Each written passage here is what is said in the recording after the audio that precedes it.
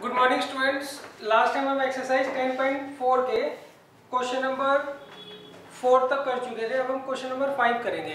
देखिए question number 5 में उन्होंने कहा है 3 girls Reshma, Salma and Mandeep are playing a game by standing on a circle of radius 5 metre drawn in a park. देखिए इसमें उन्होंने कहा 3 गर्ल्स दे रखी हैं। उसमें से पहली जो गर्ल है उसका नाम है रेशमा, दूसरी है सलमा और तीसरी है मनदीप। ये तीनों की तीनों एक गेम खेल रही हैं और इस गेम में ये तीनों की तीनों एक सर्कल के ऊपर खड़ी है और इस सर्कल का जो रेडियस है वो आपको दे रखा है 5 metre. Reshma throws a ball to Salma. Reshma क्या करती है? सलमा को बॉल थ्रो कर रही है। सलमा करती है मनदीप को और मनदीप जो है बॉल थ्रो करती है रेशमा को।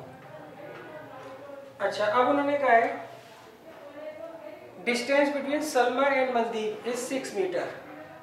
If the distance between Reshma and Salma, Reshma और सलमा और मनदीप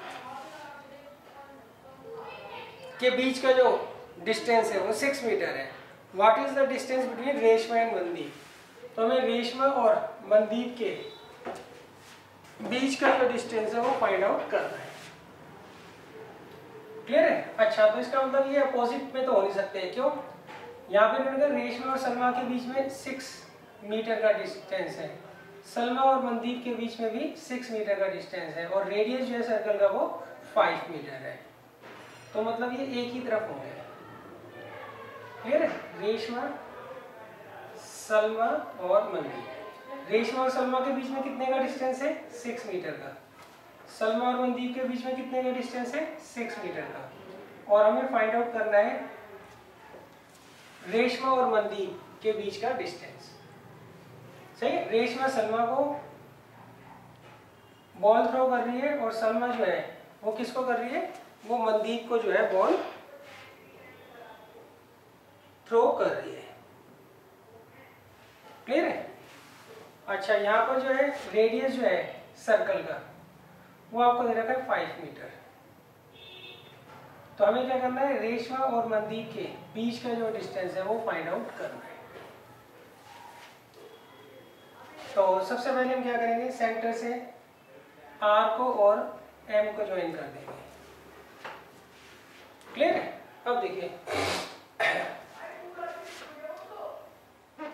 अब देखिए सबसे पहले आप ये देखिए ये दोनों कोर्स आर एस और एस एम ये इक्वल है। जब दो कोर्स इक्वल होती है तो उनके द्वारा सेंटर पे बनाया हुआ एंगल भी क्या होता है? इक्वल होता है। तो हम यहाँ क्या लिखेंगे सॉल्यूशन में? पहले लिखते 2 फाइंड। गिवन तो आप लिख लीजिएगा 2 फाइंड। हमें फाइंड करना है आर एन को। अब देखिए सॉल्यूशन में देखिए इसमें मैंने कहा है आर एस जो है वो किसके बराबर है? वो एस एम के बराबर है। सही? Each 6 metre. देयरफॉर एंगल 1 जो है वो किसके बराबर होगा? एंगल 2 के। सही? रीजन क्या लिखोगे? Equal course of a circle subtends equal angle at the centre. Equal course of the circle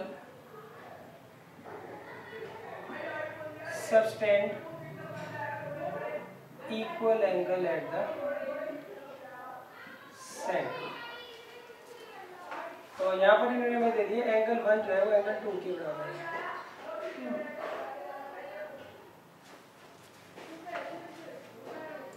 अब नेक्स्ट देखिए ओ आर जो है वो किसके बराबर है? ओ एम के बराबर है। क्यों? Radius of the same circle. Radius of the same circle. और नेक्स्ट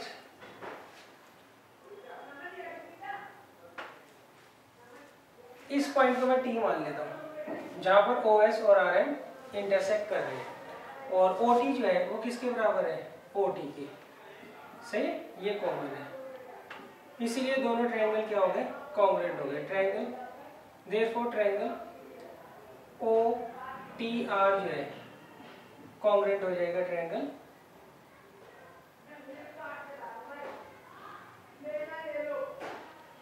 ओ टी एम के by S A S.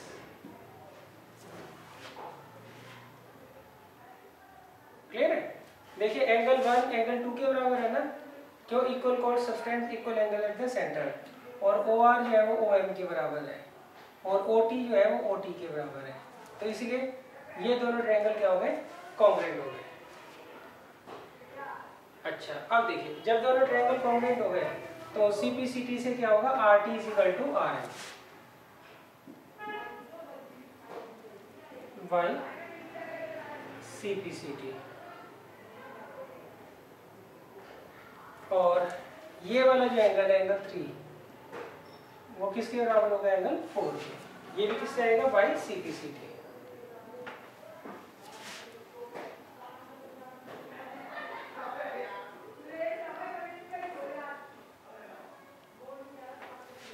Clear है? अब देखिए एंगल पहले आप इतना नोट कर लीजिए,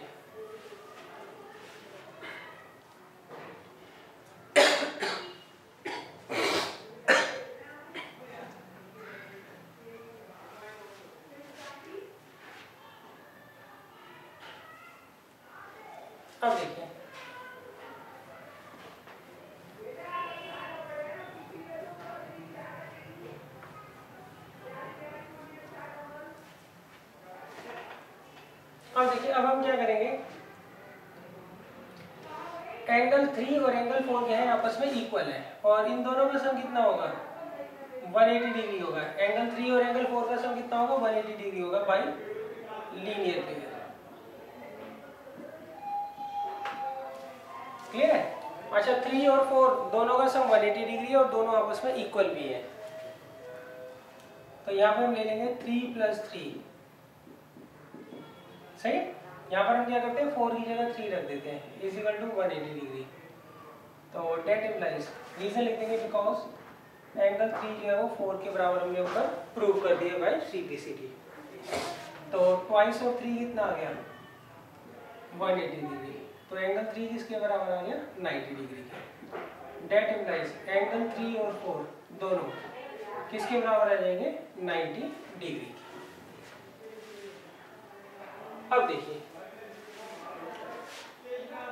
आपको ये वाली जो साइड है वो 6 दे रखी है, ओ आर जो है वो 5 है और ये जो है ओ एस ये भी आपको कितने दे रखी है? 5 दे रखी है। तो अब हम क्या करेंगे? इस ट्रायंगल का एरिया निकाल लेंगे ओ आर एस का। हम क्या करेंगे? ट्रायंगल ओ आर एस का एरिया निकाल लेंगे बाई हीरोन्स फॉर्मूला। सही है? तो अब देखिए इन ट्रायंगल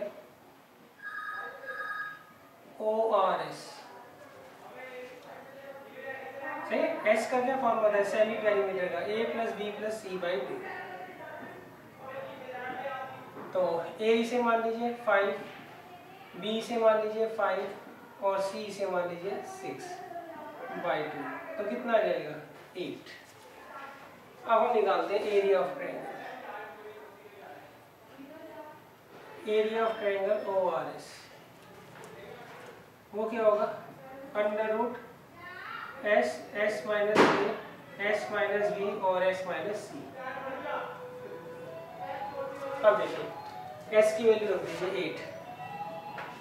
8 - A कितना हो गया? 3। 8 - 5 कितना हो गया? 3 और 8 - 6 कितना हो गया? 2। तो देखिए ये आ गया 24, 6 = 144। तो ये 12 आ गया, 12 मीटर स्क्वायर। तो ये एरिया आ गया बच्चों किसका? ट्रायंगल ओ आर एस का। ये हमने क्या किया है? हीरोन्स फॉर्मूला का यूज करके निकाला है।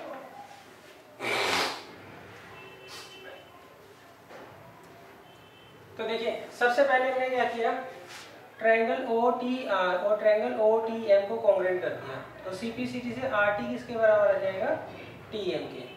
और सीपीसीटी से हम प्रूव कर देंगे कि एंगल 3 और 4 क्या होंगे? इक्वल होंगे और दोनों 90 डिग्री के बराबर होंगे, एंगल 3 और एंगल 4। नेक्स्ट हमने क्या किया, ट्रायंगल ORS का एरिया फाइंड आउट कर लिया बाय यूजिंग हीरोज फॉर्मूला। अब देखिए नेक्स्ट हम क्या करेंगे, अब ये जो हमने एरिया निकाला है,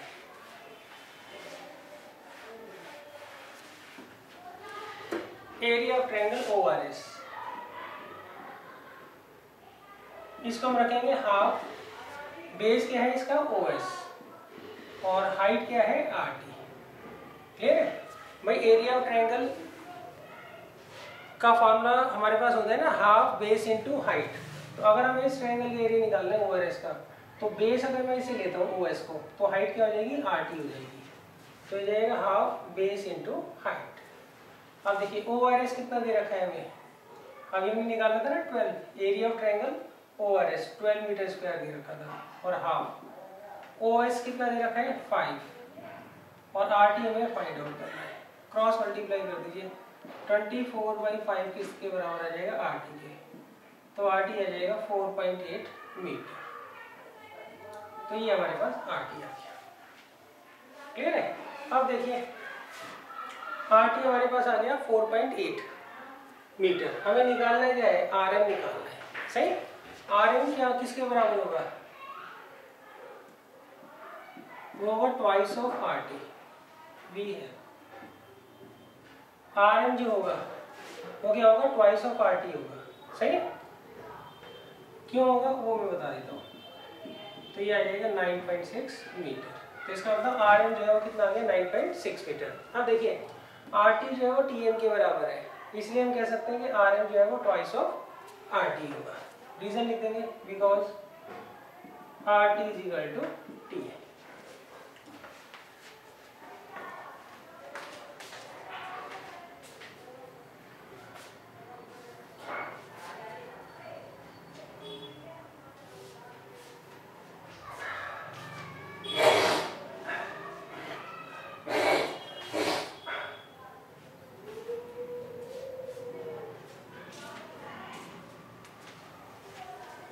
तो देखिए ये काफ़ी लंबा क्वेश्चन है, तो इसको एक दो बार आप प्रैक्टिस कर लीजिएगा तो बड़े आराम से ये क्वेश्चन हो जाएगा।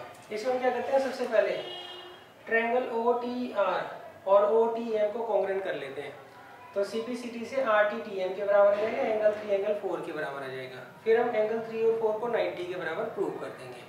नेक्स्ट हम ORS का एरिया निकालेंगे बाई यूजिंग हीरोन्स फार्मूला, और उस एरिया को हम क्या करेंगे, half base OS into height RT के बराबर रख देंगे। उससे हम RT फाइंड आउट कर लेंगे, और RT का जो डबल होगा वो क्या होगा, RM होगा। RT का डबल क्या होगा, RM।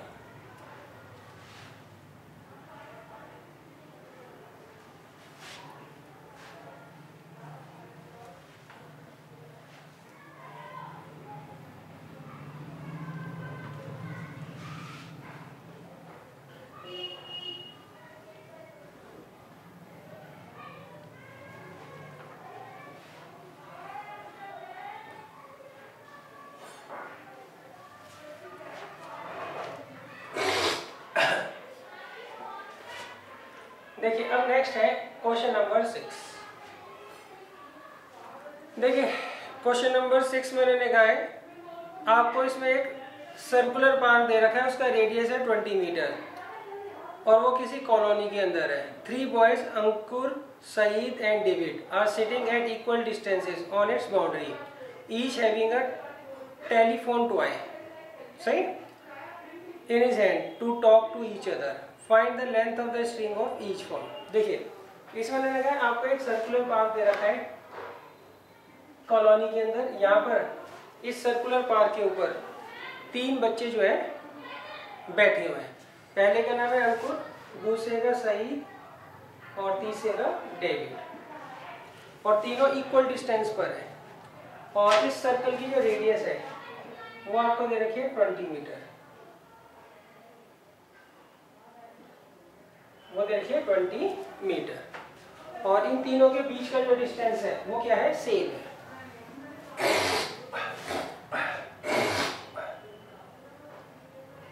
सही, अंकुर से सईद, सईद से डेविड और डेविड से अंकुर, इन तीनों के बीच का जो डिस्टेंस है वो क्या है, सेम है। दैट मीन्स ये जो ट्रायंगल हमें दे रखा है ASD, ये इक्विलेटरल ट्रायंगल है, सही।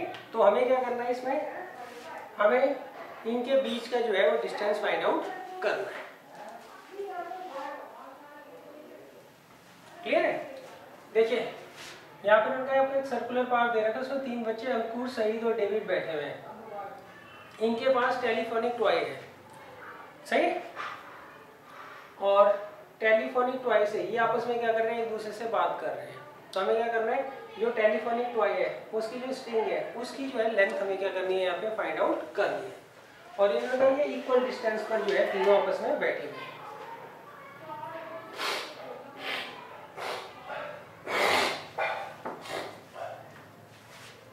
तो देखिए सबसे पहले इन्होंने आपको गिवन है AS is equal to SD is equal to AD, ये क्या है आपको गिवन है। Therefore triangle ASD is an equilateral triangle। इसका मतलब क्या हुआ, ये इक्विलेटरल ट्रायंगल हो गया। क्लियर है? अच्छा अब देखिए हम कंस्ट्रक्शन में हम क्या करेंगे, इसको आगे ये सेंटर से हमने क्या किया, A को ज्वाइन कर दिया, इसको आगे बढ़ा देंगे और यहाँ ये जहाँ SD को काटेगा उस पॉइंट को मान लेते हैं M, सही। अब देखिए इसमें कुछ टर्म्स यूज होनी है, वो आप पहले समझ लीजिए। सबसे पहली टर्म होगी सर्कमसेंटर। सर्कमसेंटर, सही। देखिए सर्कमसेंटर क्या होता है, आपको एक ट्रायंगल दे रखा है, ट्रायंगल का नाम है ASD, सही। अब इन तीनों के वर्टिसेस से अगर कोई सर्कल पास होता है, उसका जो सेंटर होगा उसे हम क्या बोलेंगे, सर्कमसेंटर बोलेंगे। दोबारा देख लीजिए, आपको एक ट्रायंगल दे रखा है ASD, अब ये जो सर्कल आपको दे रखा है, ये जो सर्कल आपको दे रखा है, ये इन तीनों वर्टिसेस से जो है पास होता है। तो इस सर्कल का जो सेंटर होगा वो क्या कहलाएगा, सर्कमसेंटर कहलाएगा। वो क्या कहलाएगा, सर्कमसेंटर कहलाएगा। क्लियर है? अच्छा दूसरा है सेंट्रॉइड। दूसरा है सेंट्रॉइड। अब देखिए सेंट्रॉइड क्या होता है। सेंट्रॉइड जो होता है, सेंट्रॉइड जानने से पहले एक बार मैं मीडियन आपको रिवाइज करा देता हूँ। मान लीजिए आपको एक ट्रायंगल दे रखा है ABC, तो इसमें मीडियन क्या होता है, मीडियन एक ऐसी लाइन होती है जो अपोजिट वर्टेक्स से आती है और बेस को 2 इक्वल पार्ट्स में क्या करती है, डिवाइड करती है। क्लियर? तो यहाँ पर AM अगर मीडियन है तो इस केस में M जो है वो मिड पॉइंट होगा किसका, BC का। तो मीडियन क्या होता है, मीडियन एक ऐसी लाइन होती है जो अपोजिट वर्टेक्स से आती है और बेस को क्या करती है, 2 इक्वल पार्ट्स में डिवाइड करती है। अब देखिए जहां पर किसी ट्रायंगल के तीनों मीडियंस काटते हैं उसे हम बोलते हैं सेंट्रॉइड। उसे क्या बोलते हैं हम, सेंट्रॉइड। जहां पर किसी भी ट्रायंगल के तीनों मीडियंस काटते हैं उसे हम क्या बोलते हैं, सेंट्रॉइड। क्लियर है? The point of intersection of medians of a triangle. Clear है? जहां पर तीनों के तीनों मीडियंस काटेंगे किसके, किसी भी ट्रायंगल के, उसे हम क्या बोलते हैं, सेंट्रॉइड बोलते हैं। क्या बोलते हैं, सेंट्रॉइड। क्लियर है? अच्छा अब देखिए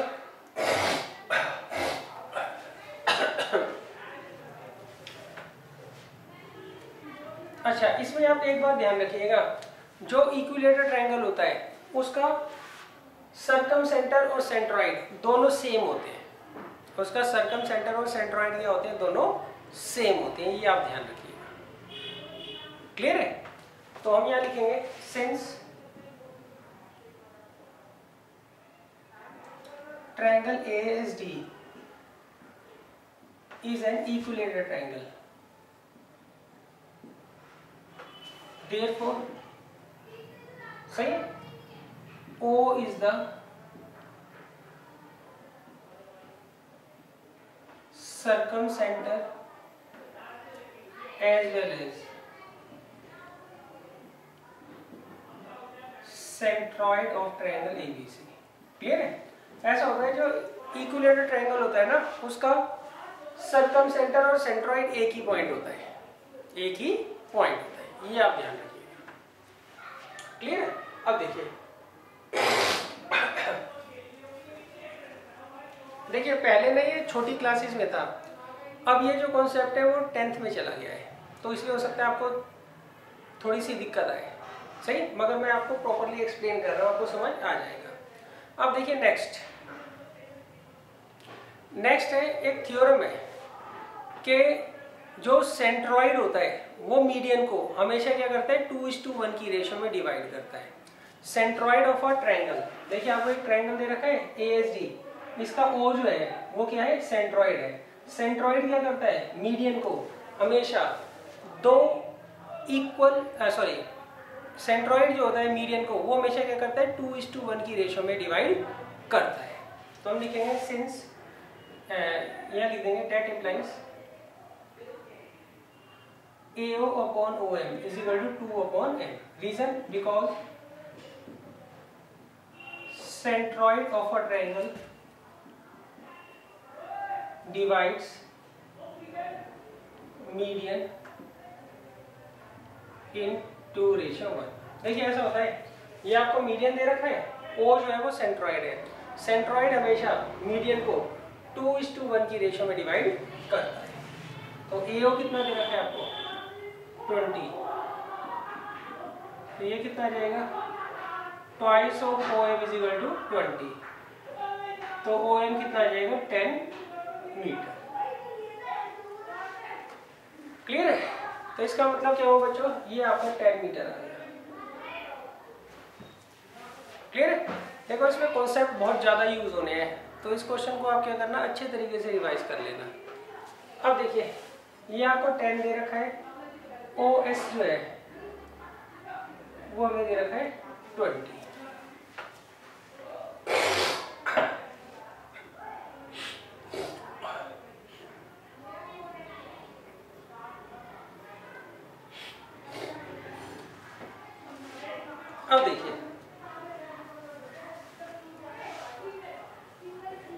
अब देखिए होता क्या है,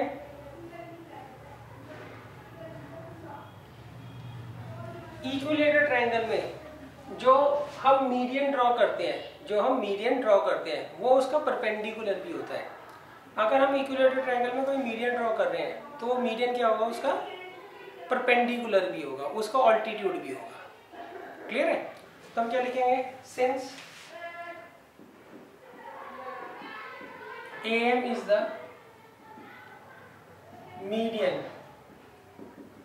of triangle ASD, सही, therefore AM जो है वो परपेंडिकुलर होगा किसके, SD के।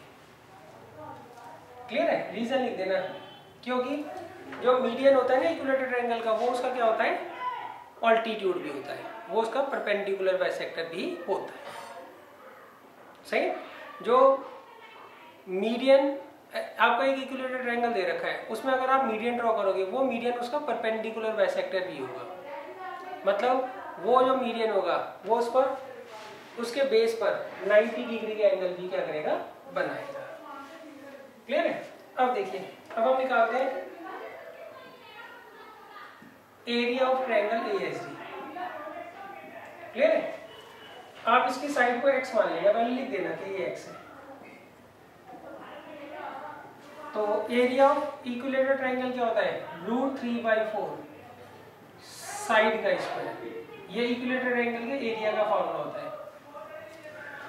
क्लियर?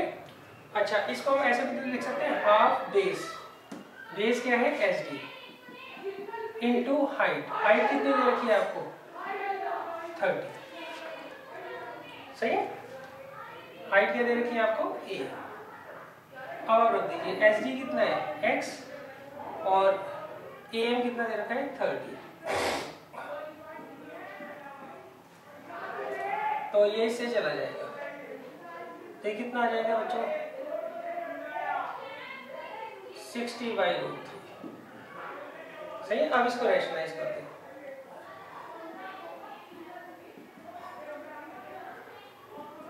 √3 से हम क्या करेंगे, ऊपर नीचे मल्टीप्लाई कर लेंगे।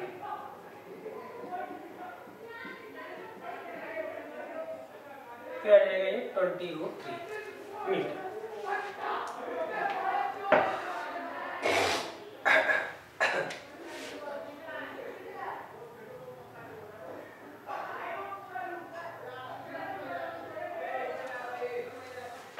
क्लियर बच्चों?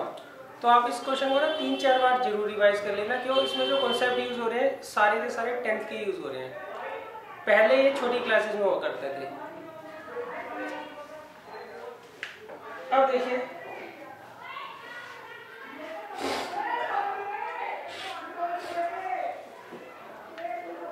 अब इसके बाद आता है एग्जाम्पल 2।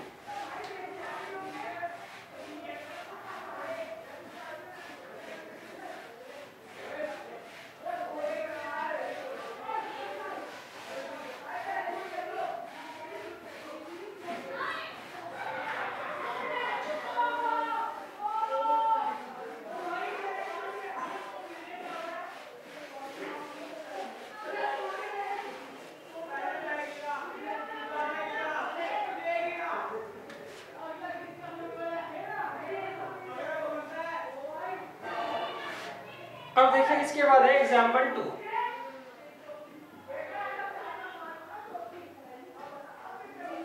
देखिए इसमें मैंने कहा है if two intersecting chords of a circle make equal angle with the diameter passing through their point of intersection prove that chords are equal. देखिए इसमें मैंने कहा है if two intersecting chords of a circle makes equal angle with the diameter passing through their point of intersection prove that chords are equal। देखिए यहाँ पर मैंने आपको दो इंटरसेक्टिंग कोर्स दे रखी हैं,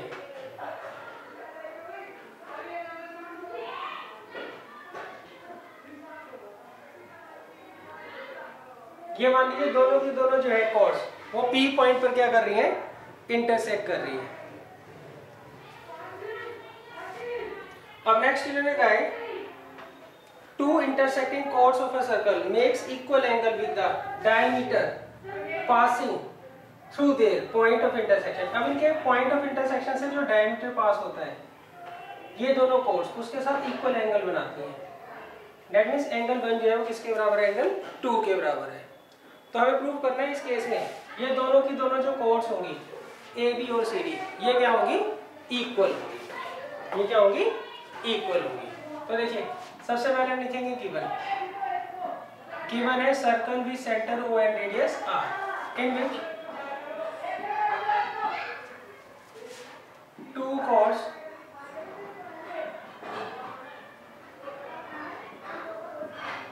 AB and CD intersect each other at P। Clear है? And angle 1 जो है वो किसके बराबर है, एंगल 2 के।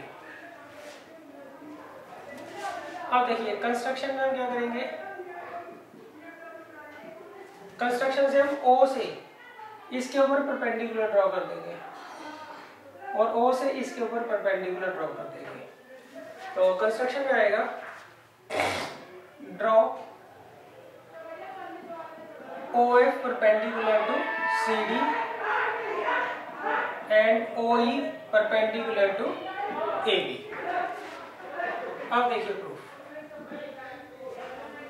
In triangle PFO in triangle PFO and triangle PEO इन दोनों ट्रायंगल्स को हम क्या करेंगे, कॉन्ग्रुएंट कर लेंगे। कैसे करेंगे, सबसे पहले देखिए एंगल 1 किसके बराबर है, एंगल 2 के गिवन है। एंगल OFP किसके बराबर है, एंगल OEP के बराबर है। क्यों, each 90 degree.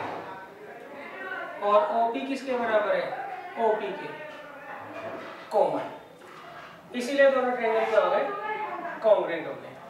Triangle OFP congruent हो गया ट्रायंगल OEP